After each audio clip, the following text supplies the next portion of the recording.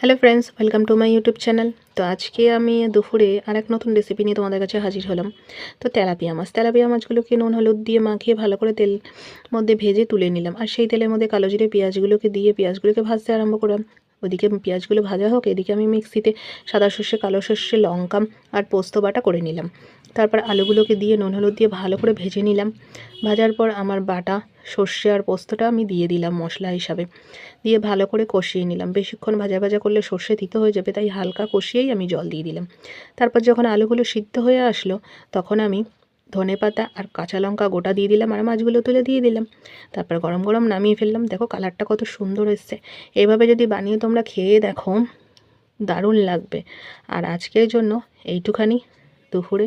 পরের নেক্সট ভিডিওতে আবার দেখা হচ্ছে তোমাদের সাথে। আমার চ্যানেলকে সাবস্ক্রাইব করো, লাইক করো, কমেন্ট করো, শেয়ার করো। টাটা।